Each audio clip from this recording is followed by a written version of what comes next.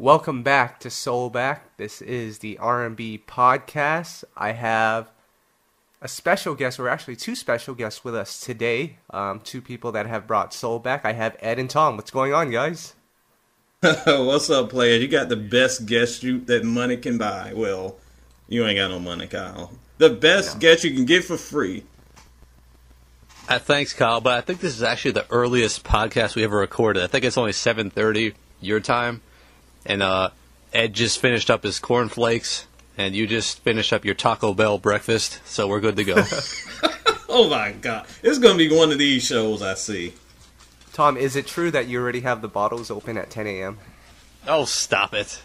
No, the earliest is probably like 1 o'clock. Okay. What am I, some random drunk? Jeez. I mean, you said it. All right, guys.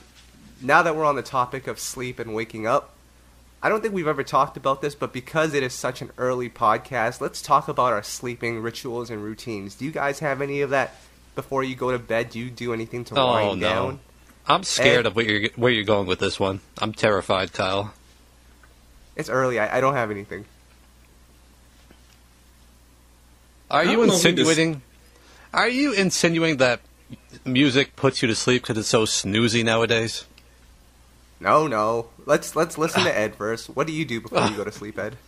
Well, before we start talking about albums that came out and put people in comas, I don't really do anything, and I don't know if we've discussed this before, but I don't even get very much sleep. I don't sleep that much, so I tend to get up around 3 or 4 to start either the workout or start on my get work done. And then I'm going till probably 9 or 10 at night. And that confirms it. Ed is a vampire. Team no sleep. What no about you, sleep Tom? like Janet.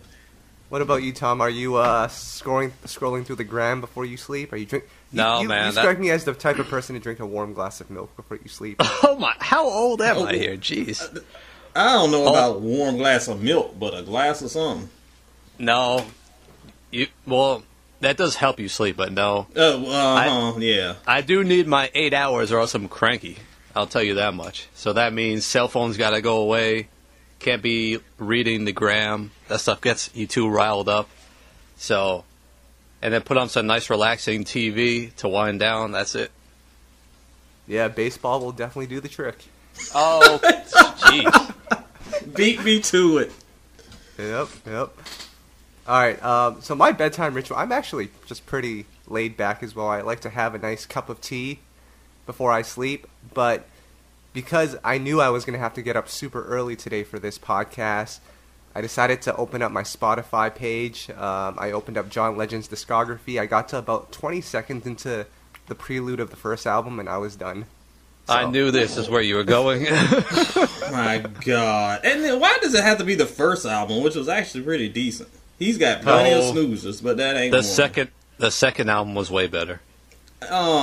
Sir. We agreed to that, remember? No, we disagreed to that. That's what I remember. And then I remember I knew there was a song on one of his later albums with Melanie Fiona, "Wake Up Everybody," the cover.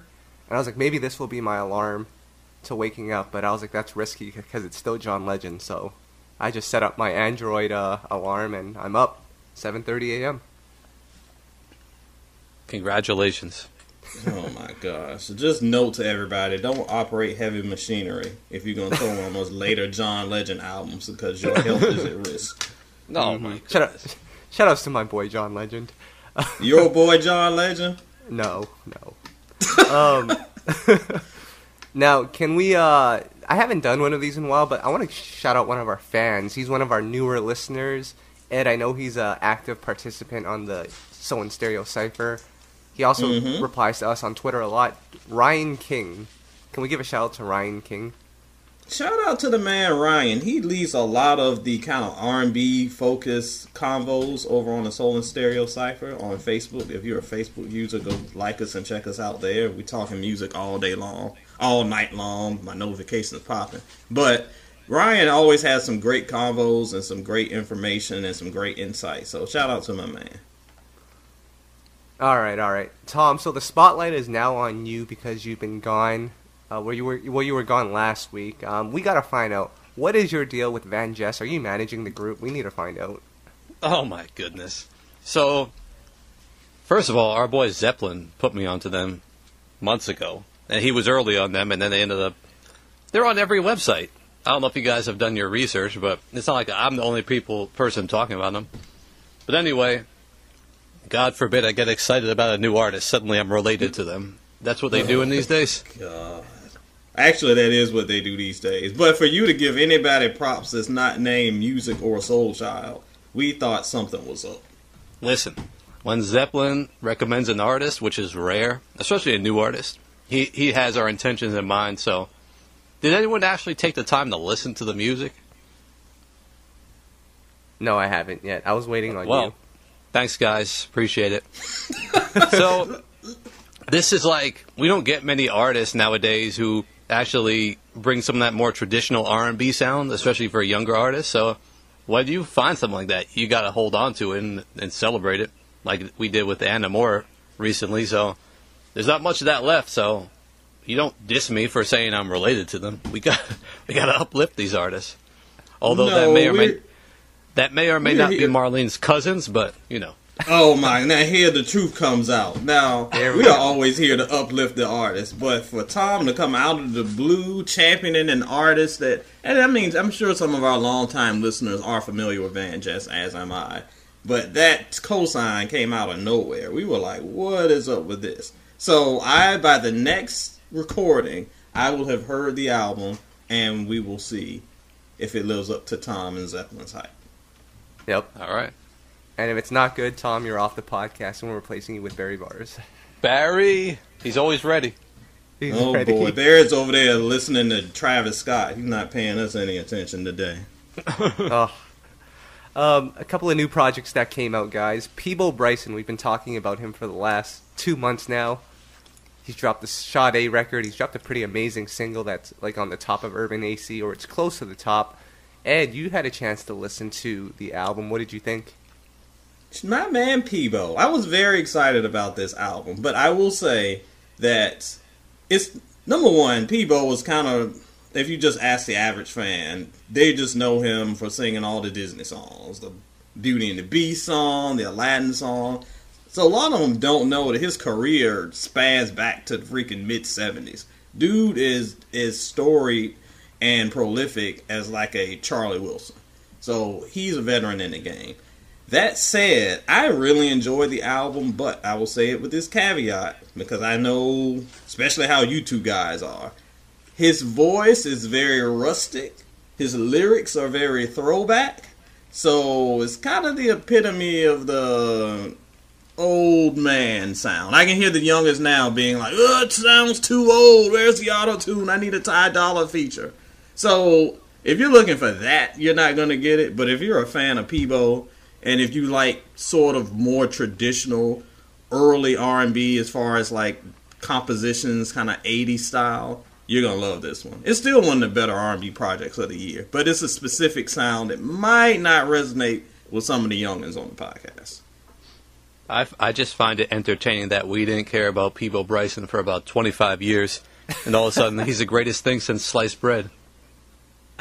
You didn't care about Peabo for the past 25. You didn't even know who Peabo was. You thought that the Magic Carpet was singing the song on Atlanta. Listen, hold on. Do you remember once upon a time that guy who called us out for not mentioning certain artists? And then I randomly started shouting out people like Kenny Lattimore. I remember. Well, I can guarantee Peabo Bryson's name has never been mentioned in our 100 episodes. This is true. This is absolutely true. It's true, but also Chucky Booker wasn't mentioned until I threw him up, and then everybody had to run to Wikipedia to see who he was. Shout out to your cousin Chucky Booker. Good kid. Oh my goodness. And some Orange Juice Jones. OJ the Juice Man. The Orange Juice players. This is what I have to deal with. And last but not least, the Whitehead Bowser brothers. Yes. Shout out Kenny Whitehead. Man, those dudes are good. Y'all are missing out on the classics. Peabo, the Whiteheads, Chucky, we all coming to my house for a throwdown. House party, 1991 style. But Ed, I just have one question about this Peabo album because, this sounds ignorant, but I'm gonna ask it anyway. Because on the last Jodeci project, Casey sounded like he was singing without teeth. Is that the same with this Peabo project? Oh my God, That's messed up, man. No, Okay. The vocals are very good. I'm not saying that he can't sing. I'm saying that the style of lyrics and his voice is very rich and very heavy and very, it's almost church choir-ish. So it's not going to sound like your 2003 Neptune's boo boo boo boo stuff that you like. Oh, Well, let me ask you guys something, though. Isn't there something kind of creepy about someone in their late 60s singing about trying to romance and wine and dine a woman, like trying to pick up a woman, basically? I mean, I just find that a little creepy. Like when Ronald Isley was in his heyday, hitting on younger women. I don't know. I just can't get with that. But see, player, you're conflating two things. There's a difference between 60-year-olds can get their, they can get their grown and sexy on as long as it's with other 60-year-olds. If you're 60 hollering at 18-year-olds, then you're creepy. Doesn't Keith I Sweat haven't do that? seen any Peebo's trying to holler at Sade. Sade's like almost 60. Even though she looks like she's 20. Hold on, Ed. Doesn't Keith Sweat holler at 18-year-olds? Since when did Keith holler at 18-year-olds? I don't know. I thought you said that on a previous podcast. I think you're Yeah. talking about the other king of R&B, but that was last week's podcast. Oh. Oh. All right. So we talked about one Bryson. Let's talk about the other. Bryson Tiller, he's featured on H.E.R's new EP, I Used to Know Her. This is the prelude to her new album. Ed, you had a chance to listen to it. I did. Here's the problem with her. Now, first of all, let me preface this by saying I like the EP. I thought it was solid. But if you heard Volume 2, if you heard Volume 1, if you heard that combined Volume 1, Volume 2 thing they did, it sounds the same. And unfortunately, as much as there's anticipation growing for her LP, her solo debut, we were having a discussion on the Solar Stereo Cypher, for example. A lot of people were like, isn't this her third album? And then someone chimed in and was like, no, this is just like her third or fourth mixtape. So by the time she drops her album, she would have had 3 or 4 projects that already sounded similar, unless she goes a totally different direction. And that's starting to worry me, because when you get ready to release your album, if people are already burnt out on your sound, it's not going to do you any favors. And on the other hand, if you drop an album and go completely left, like Luke James did with his album, fans are going to be like, what is this? So it's getting kind of, I feel like her is starting to, as much as I love her music, it's starting to kind of oversaturate the game with one specific type of sound. That's a good point. I actually, I listened to the EP as well, and like you said, I like it as well. But it's interesting because if you think about it, Volume 1 came out in December of 2016, from what I remember. Mm-hmm. So Yep. It was during that. It was during the fourth quarter of that year. It's only been 2 years since the release of that project. So imagine if instead of it being 3 separate projects, it was just combined into one and it was put out during that time. It's like, of course the sound would be consistent, but since she split it up into different releases, it just seems like a lot more than it is. Because we usually give an artist 2 years to take a break and to come back with a new sound anyway. So it's interesting to see how we're critiquing and judging music based on just how the releases are coming out. I do believe when her debut comes out, it will sound a little different. Just because she's already found success on Urban AC with more traditional sounding R&B records as opposed to that vibey, moody stuff, which I think is starting to die off a little bit, or people are getting bored of it. So it'll be interesting to see what happens with her debut. Of course, we all know that we're all rooting for her, but I just hope that, I think it's a weird time because there used to be a time a few years ago, probably like 2 decades ago, where there was a clear line between like an album, a mixtape, and an EP. And in 2018, they're pretty much synonymous in the ears of the listener. So when you're putting out one every 6 months or so, that seems like an album every 6 months or so. So when it's time to say, oh, let's have this big album, this is it, this is my coming out party, people are like, yeah, we've heard you like for years. This isn't new. And unless there's something new brought to the table or something different, like you said, people are going to be kind of yawning. So I hope there's a game plan. I've been very happy with her success, but I just hope that we aren't getting heard out. Yep. We'll see what happens with her. So another record came out. This is one that we've all been anticipating for. Ella Mai's follow-up single. She had Boot Up, which is still doing pretty well. I think it's stalling on pop, which is not really that surprising. But she's finally put out her second single, Trip. Tom, you had a chance to listen to it right before the podcast. Yeah, I mean, our guess was she might go a little more. First of all, guys, I'm getting tired of talking about LMA on this podcast. I don't know about you guys, but it seems like she's always on this podcast. But let's just get her on here anyway, on this thing, and call it a day. Gosh. Anyway. More VanJess for this guy. Well, let's talk about something. It's like nothing's going on besides LMA these days. That's kind of sad.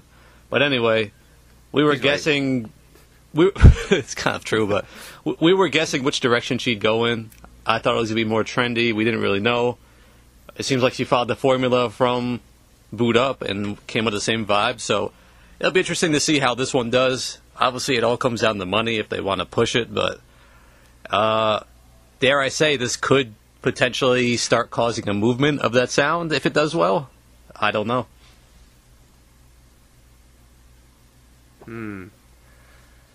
I think, well, first of all, I think it was smart that her team put out Trip, you know, as opposed to a more trendy sound, because I feel like that was the initial downfall of Tinashe's career. When her debut came out, she had 2 on, and she should have went with another, you know, record that sounded like that, but she went with that song with A$AP Rocky. I think I've mentioned it on the podcast before, but that song with A$AP, I think it was called Pretend, it was so slow, and it started confusing the fans on what direction she was going towards. With Ella Mai, Trip sounds like it doesn't sound exactly like Boot Up, but like you said, Tom, the formula is the same, and I think that was smart of them, so it maintains her core audience. What do you think, Ed? I totally agree. Took the words out of Playa's mouth. I think that when it comes to the sound that she was going to go for, because it's been so successful and kind of sort of unique. I'm not saying that she invented a whole new sound like some folks have said, but it's not a sound that we hear prevalent on radio right now. I think it's good for her to continue in that lane, because right now, let her kind of spearhead that before everybody else starts mimicking it, and you start looking like a follower instead of a leader. And that sound is working. People like it. It's resonating. I like it personally, and I think that it allows for actual artistry, and you can't really be lazy and goofy on it like some of the other kind of mainstream sounds we've heard recently. So yeah, I think it's a good direction. We roll with it. Again, there's a kind of danger of playing it out if that's a one-trick pony. But if you are familiar with Ella Mai, and we all know that Boot Up is far from her first rodeo, so to speak, she's got plenty of tricks in her bag, so she has the opportunity to kind of take her newer fans on other directions and, you know, and follow-ups. So I think this is the direction to go. I really like the song. It's all good. Now, Tal, I gotta ask you, how many cups of alcohol are you into right now? Because I'm about to fire you up. I have not had any alcohol yet, guys. Jeez. Okay, just double checking. It's 10:30 in the morning here. I don't know. I read an interesting comment on a forum. I would love your take on it, Tom. You as well, Ed. But somebody said R&B is the most exciting it's been since the late 90s neo-soul era, in my opinion. You know it's moving in the right direction when Urban AC starts regularly playing artists who are 30 and younger. Well, it's just like a misguided comment, in my opinion. It's like Urban AC plays what they're instructed to pay because they're a major company and companies run on money. So there's no Urban AC artists coming out with songs. They got to, you know, play something to make money, so they play whatever is out. And then labels found, you know, a way to exploit the system by sending their younger artists there. Really, that's all it is. I mean, we've talked time and time again, there's not much competition at Urban AC Radio. Any Urban AC artist who comes out nowadays, even like a Peabo Bryson's going right to the top because there's nothing else to compete with. So I think labels found out there's no competition. They could get their artists a quick, easy #1 hit, 5 million plays, and boom, that's what they're doing. So that's the way I look at it. I'm not too mad at the comment. I mean, it was prefaced by saying that person's opinion, and okay, that's your opinion. But I agree with the spirit of the comment, and the spirit is it's an encouraging time. I think I'd put it like that, because there are lots of artists who aren't just relying on hip hop gimmicks to go to the top of the charts. But like Tom said, there's a lot more politics in that than it kind of seems on the surface. But if this allows more of the sound that resonates with like real R&B artistry to have a chance at the forefront, I'm alright with it. I'm only going to get grouchy when we start taking shortcuts and when everybody starts mimicking the rappers again. But, I'm not too mad at the comment. Do you? Right. I'll tell you what, guys, I'm actually more excited about this group of young R&B singers than I am about the previous generation. I feel like at least this group, I'm talking about like H.E.R and Ella, who else is there? There's a bunch of them. Kalani, like all of them, I think they have a brighter future than, that last generation that we looked at with like Luke and Elle Varner and Bridget Kelly. I mean, yeah. Go ahead, Tom. I was just going to say, you have to understand, Kyle, you're also younger than us, and the generation who's listening to H.E.R and LMA are also a lot younger than us. So I think me and Ed would have liked the previous generation more than this one. I mean, Ed, you chime in. Well, I was kind of going in that direction. And it's not that I didn't like the previous generation. Again, it seems like the previous generation didn't have the opportunities that the current generation is having. Some of it's their fault, some of it's not. A lot of it isn't. But I think that I'm encouraged for this generation and excited for them, because they are really, I feel like, getting the opportunity to shine and not just let me follow the trend or become irrelevant immediately. But, going behind that, like kind of the generation that Tom and I kind of came up on, I think that those are the ones that we still embrace, but I still respect the generation of the, what can we call them, like the mid-2000 generation? Kind of those guys that were kind of stuck in that box who were talented, but just couldn't get out of it for various reasons, whether it be EDM eating up things or auto-tune, or later on when we got to the trap movement. But this current generation, they're actually moving forward with R&B sensibilities, and they're kind of incorporating little bits of kind of the mainstream sound. That's cool. I really like their ingenuity that they're doing, because they're still, it reminds me of kind of like early 90s R&B, where there were R&B artists who were straight up R&B but were borrowing from hip hop, not just straight up rapping. Like, that's the difference. And I love that they're kind of following that trend. Right. We got a couple more singles to talk about. B5, they've reunited. It looks like them and Day 26 reunite every like 3 years, but B5 is back with another single. Tom, you posted it. What did you think? Yeah, I didn't know what to expect, but it was actually a solid R&B record. I was expecting something almost dancey, because when I went to their showcase back 5 years ago, over 5 years at Motown, they weren't even singing their new songs. They were just dancing, doing choreography. So it was actually a solid R&B record. I think you checked it out. You thought it was solid as well, but I wasn't really sure what to expect. But they did. It's been 5 years, I think, since their last music. I wasn't really expecting them to come back. I think one of them had gone solo. We posted his record. But, yeah, interesting. Everyone comes back these days, I guess. Yep. Yeah, Ed, we were talking about how some of that record almost sounded like Ty Dolla going off. Oh, my gosh. It clearly was the Ty Dolla mode. I know a lot of people give me grief for not worshiping at the altar of Ty Dolla. He is not my cup of tea. But the thing is, I don't hate the song, because the stylings of Ty Dolla's music isn't that bad. It's just that honestly just sounds ridiculous screeching over everything. And B5 carries the song a little bit better than I feel like a Ty would. So it certainly sounds like it's his blueprint, but they actually do it a little better than he usually would do it. So, shout outs to B5. It'll be interesting to see what they come up with moving forward. I don't think they were on that Bad Boy reunion tour, were they? Because they were a part of Bad Boy for a minute. For like a hot second, but I don't remember them being on that tour. No. All right. And then the last record I want to talk about before we get into some other things is Tamiya. She put out another piano ballad. You guys know how much I love my piano ballads. Oh, boy. But, Ed, you had a chance to listen to it. Listen, player, when you go to Tamiya, when you step into a Tamiya track, you know you can get some vocals. You know it. And, boy, she delivered on this one. She sang her face off. I don't love it as much as Leave It Smoking, and I think it's probably on the same level as me as the wedding song, whatever it was called, Today I Do or something like that. But I thought it was a good solid, it seemed like a solid album cut more than a kind of head-turning single. So it's once the album drops in a month or so, it's something I'm sure I will give a lot of play and attention. But it's not something that's like, revolutionary or going to kind of change the game for. Tamiya is just reliable, outstanding vocals. You get it each and every time, and she did not disappoint this time. Tom, I know you're over there still banging that Leave It Smoking record. Man, that's my favorite song of this year, probably. Believe it or not. You guys are probably up there for me. You guys might disagree, but our boy Ryan King, who we shouted out earlier in the podcast, he doesn't like that song. Really?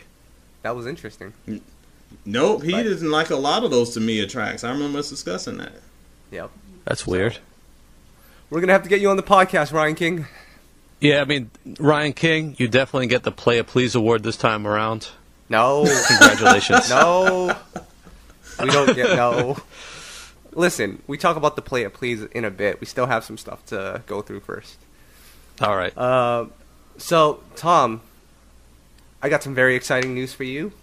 Tyrese Gibson announces double album Identity Theft. One half is hip hop, the other half is R&B. Didn't he retire from R&B already? And didn't he already do this? Didn't he do this? Yeah, with the Black Tie album. Oh man. My question is, who is asking for this of his fan base that he wants to do this? People want to hear him sing, I feel like. Yeah. I mean, I knew he wasn't. He wasn't going to retire, guys. We knew that. There's no way his ego would allow that to happen. You knew it. Oh, I don't think anybody believed that. He didn't even believe that. Yeah, it was just a brilliant marketing scheme by one Tyrese Gibson. I don't know if brilliant. I wouldn't go that far. Can we give him some credit though? He's been rather quiet on social media these days. No, I will not give him credit because you didn't act. That's like taking a parent's real bad kid who acts up in Walmart every day, and one time you take them to Walmart and they didn't act up. You're like, let's give them some credit. No, you still bad. Especially when you go back the next day and act up again. All right. Now, Tom, we've talked about this on another podcast, and you started doing a lot of speculating. Well, let the speculation continue because Troy Taylor, who's produced for Trey Songz, amongst others, Kevin Ross as well, posted a couple of snippets of Dru Hill's upcoming album. And Playa is recording with Dru Hill with no Jazz in there. Well, first of all, the music sounds actually pretty good. I'm excited for this. But where's Jazz, Tom? He's recording his own solo project. We didn't see that one coming. We thought, okay, they're giving Jazz time to rest up. Next thing you know, a week later, Playa's in the studio with Dru Hill. I'm not going to speculate on this one. We know what's going on. Yeah, because I saw a promo photo of Dru Hill recently. I don't know if you guys saw it on Instagram too, but it was all of them, all the members lining up side by side, and Jazz is not there. Actually, can I speculate? Yes. No, boy. My speculation on this is, based on no facts, is that Jazz was not too happy that he basically, quote-unquote, got replaced, even if it was temporary. So he's like, I'm going to do my own thing. Who told you this? What? That Jazz was pissed that he was replaced, so he was like, I'm going to go make a single and show them. Who said that? You said I'm that. asking you who said that. I'm speculating here.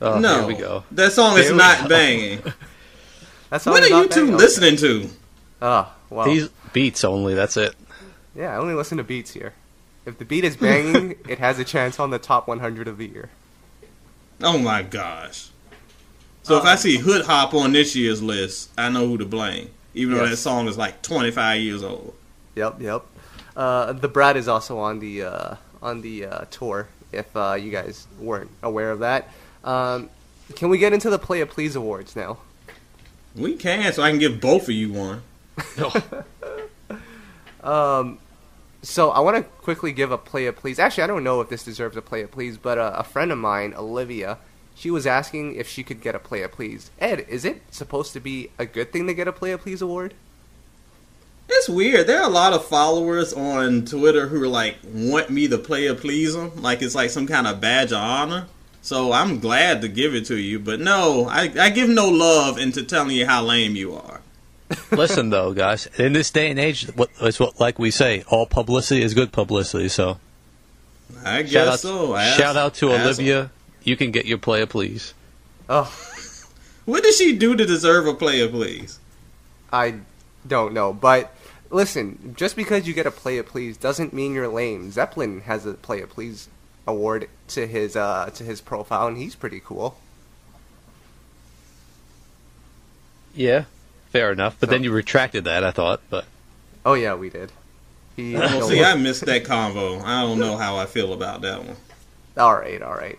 I've got a couple of Playa Please awards here. I want to give one to, I guess, I don't even know if he's a fan of our website, but he emailed us and asked if he could use one of our photos of Leah LaBelle for her Wikipedia page. So I assume that he was just a fan or maybe a family member that wanted to update her Wikipedia. But it turns out he's a university student who spends his spare time editing Wikipedia because it helps improve his English. Does he get a Playa Wow. Please for this? no, Absolutely not. Really? That's actually on. pretty cool. I don't know. Yeah. Come What's on. wrong about that? Alright. Who spends all day on Wikipedia except for Tom? I was gonna say you two trying to figure out what songs Peabo came out with. Alright. That's pretty cool. Give the guy Okay. the picture. Alright, we'll give him the picture. Okay, fine, we'll give him the picture. Alright, Oh my God. let's get into Get some that real man a picture. let's get into some real Playa Please awards here. Color Me Bad, Ed. We talked about them last Oh boy. Tom, are you aware of this Color Me Bad story? From what you told me, I don't know if anyone else really knows about it. We talked So- about it last week. So Ed, can you give them a brief recap? Oh my gosh. Okay, players. So this is before we get into the update of the story, 'cause I know where Kyle's going with this. So last week, Color Me Bad is stumbling around on stage like it's 1990, singing their songs or doing whatever. A member walks off the stage. I can't remember whatever a dude's name is. Everybody's still performing. Then out of nowhere, a dude just walks up to the stage like an angry toddler, just shoves one of the members, and walks away. I'm trying to figure out what happened. Did he eat his leftovers? Does he owe him money? Did he just remember that he hates the dude? I don't know what was up. So dude came in, got shoved, and the member is just kind of like, we apologize that my member sucks. So, good night, everybody. So that was last week, and we didn't know what was going to happen with Color Me Bad because they actually still go on tour. They're actively doing shows. So it turned out that the member that got shoved refuses to speak to the big dude. But they're still doing shows together, and at their most recent show, the big dude wore a shirt that said, "I'm sorry." I like that we have just named him the big dude. Yeah, what's up with that? We can't be throwing Jeez. can't be throwing government names out there, so we'll just call him the Look, player, I'm the R&B historian, and I can't even remember Big Dude's name. I'm sure somebody will tweet me and yell at me what it is. So, E.T. Bowser, urge your hook up, holler at me there. But Tom, isn't it a more honorable thing if he just apologized to the dude? Like, what does wearing a T-shirt do? I have no answer for that. Well, easily. Listen, player. Egos are. No one wants to apologize because everybody's got an ego. So this is how he can apologize without the words actually coming out of his mouth. That's all this is. Listen, this reminds me. This actually reminds me of when I interviewed someone for a job, and I said, "Why do you want this job?" And he said, "Well, everyone's got to eat." Well, color me bad. Even has got to eat too, so they worked it out the best they could. All right. Well, clearly, Big Dude has to eat, and that's probably why I said last week he was with the anger of somebody's Popeye's chicken being destroyed. So I understand that fury. So maybe that's what caused it. But I'm an player. Who was interviewing for a job saying, "Well, everybody's got to eat"? That shows a great work ethic. Wow. Safe to say, he got the job. No, He did? Yep. Wow. Interview tips with Tom. Here we go. And now we know how Barry Bars got hired. Man. Oh my, Barry, man, we don't mean that. No. Barry knows better. Tom, give him the "we love you." Barry, we love you.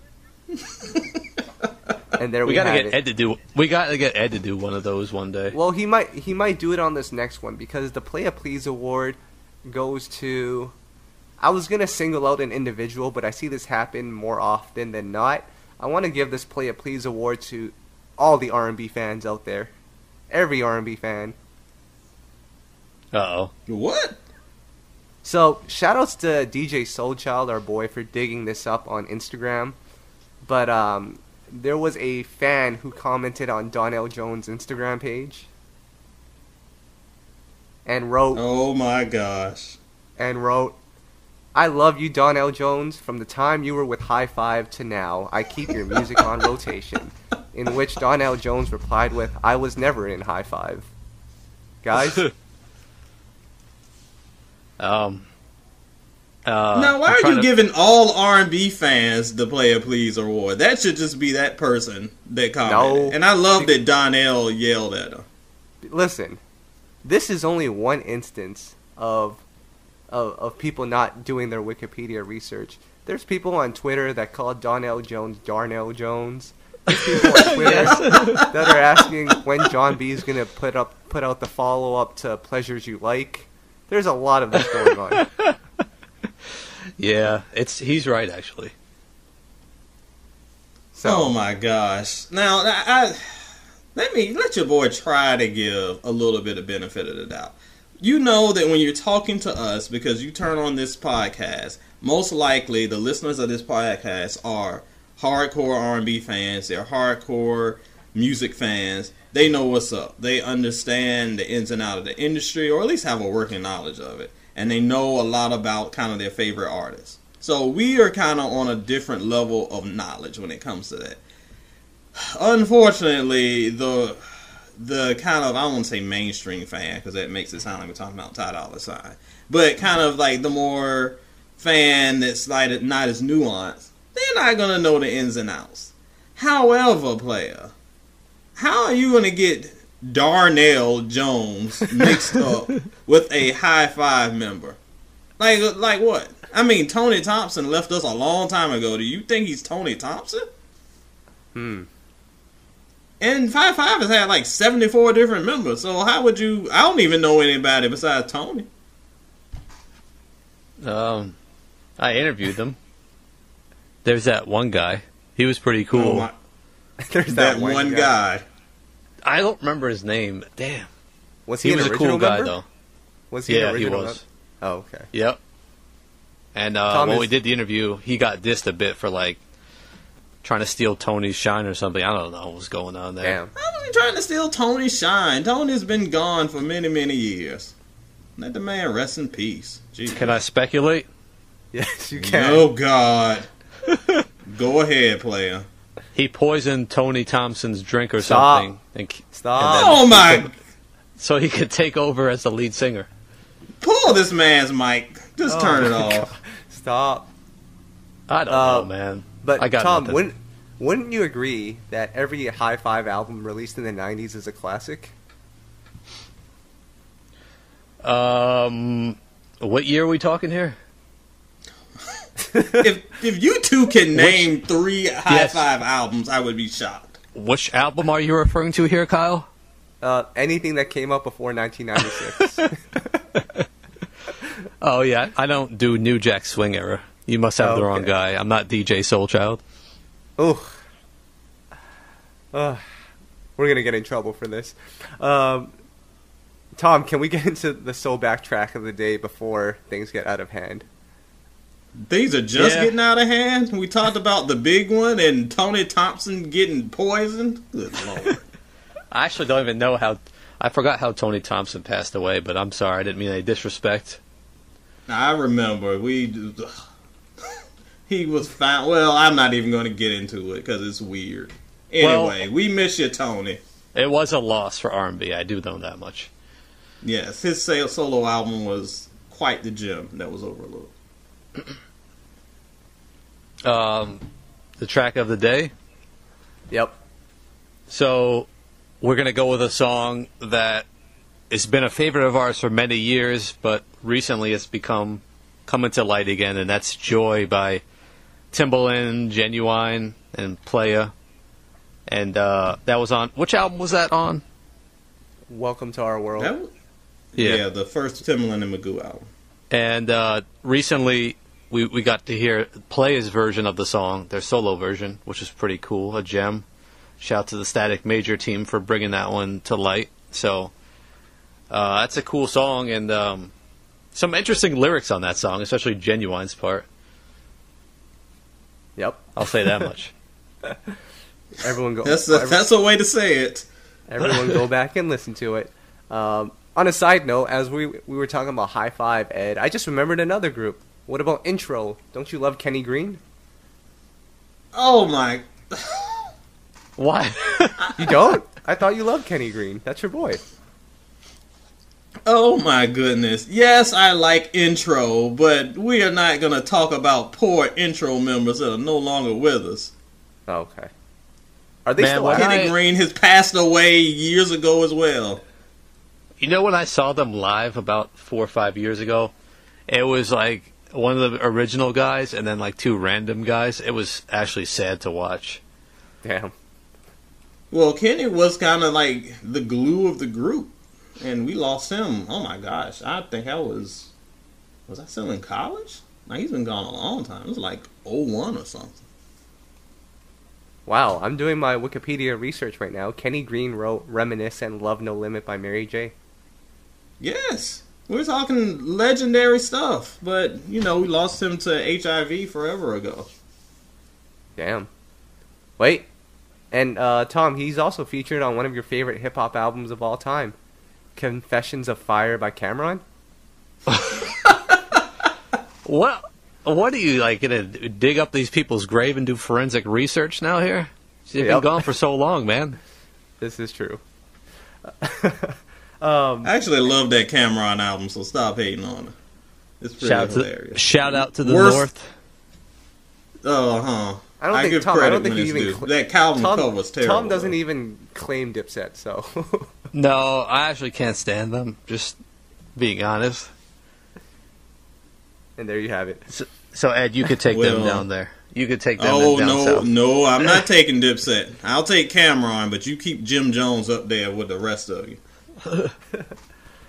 Ed, what's going on with SoulInStereo.com?